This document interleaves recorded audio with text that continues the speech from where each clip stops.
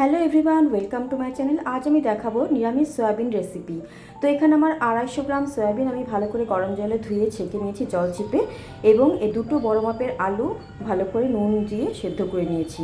এবার কড়াইয়ের মধ্যে 1 টেবিল চামচ তেল দিলাম এবং এর মধ্যে নুন দিলাম যাতে তেলের কাঁচা গন্ধ চলে যায়, এবং সয়াবিনটা দিয়ে দিলাম।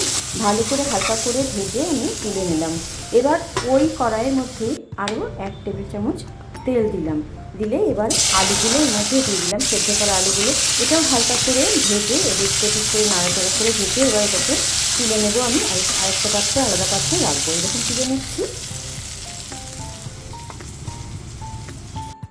এবার আমি 1 স্পুন তেল দিলাম। এর মধ্যে শুকনো লঙ্কা, তেজপাতা, এলাচি, জিরে আর একটু স্টার এনিস দিয়ে এটাকে ভালো করে আমি সম্বার দিলাম। হলুদ দিলাম, টমেটো, আদা আর কাঁচা লঙ্কা, লাল কাঁচা লঙ্কা যেগুলো আমি বেটে রেখেছিলাম ওটা দিলাম, আর একটু বাটি দিয়ে জল দিলাম।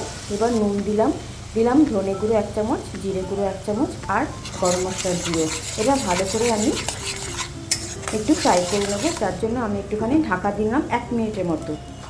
এবারে আমি 1 মিনিট পর ঢাকা করলাম। দেখুন কি সুন্দর তেল ছাড়তে শুরু করে দিয়েছে। এবার কাসুরি মেথি আমি 1/2 টেবিল স্পুন জলে ভিজিয়ে রেখেছিলাম, ওটা আমি দিলাম ফ্লেভারের জন্য, একটু হোটেল ফ্লেভার আসে।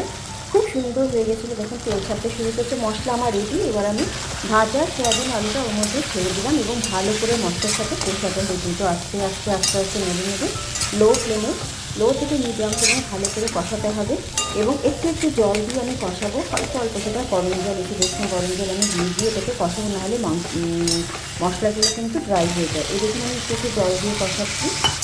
এরকম আমি 2-3 বার কষিয়েছি। এবার কষানোর পরে এটাকে আমি আবার একটু ঢেকে দেবো, যাতে মশলাগুলো ভালো করে এই সয়াবিন আলুর মধ্যে চলে যায়। এবং 1 মিনিট পরে আবার ঢাকনা সরিয়ে নিয়েছি। দেখুন সুন্দর হয়ে গেছে, তেল ছাড়তে শুরু করে দিয়েছে, মশলা আর সয়াবিন আলুর সঙ্গে মিশে গেছে। এবার আমি 1 গ্লাস গরম জল দিয়ে দিলাম। এবার একটু ফুটতে দেবো। দেখুন হয়ে গিয়েছে। এবার আমি 1/2 টেবিল স্পুন ঘি দিলাম। ঘি দিয়ে এটাকে নাড়াচাড়া করলাম ভালো স্বাদ আর ফ্লেভারের জন্য। আর দেবো এবার আমি ফ্রেশ ধনে পাতা কুচি, যার যতখানি দরকার ততখানি দেবেন। আর দেবো আমি 2টো কাঁচা লঙ্কা। আমার সয়াবিন আলুর তরকারি একদম রেডি। খুব সুন্দর ফ্লেভার বেরিয়েছে। ওই যে কাস্তুরি মেথি দিয়েছি তার জন্য দারুণ ফ্লেভার বেরিয়েছে, খেতেও দুর্দান্ত হয়েছে। লবণ মিষ্টি আমি চেখে দেখেছি, মিষ্টি অবশ্য আমি দেইনি। দারুণ দুর্দান্ত হয়েছে। আপনাদের কেমন লাগলো একটু জানাবেন। লাইক, শেয়ার, কমেন্ট অবশ্যই করবেন। সাবস্ক্রাইব যদি ভালো লেগে থাকে করবেন। Thanks for watching. আবার আমি একটা নতুন রেসিপি নিয়ে আপনাদের সামনে চলে আসব। ভালো থাকবেন, সুস্থ থাকবেন, ভালো খাওয়া দাওয়া করবেন। Thank you so much. আমার এই রেসিপিটা দেখার জন্য অনেক ধন্যবাদ।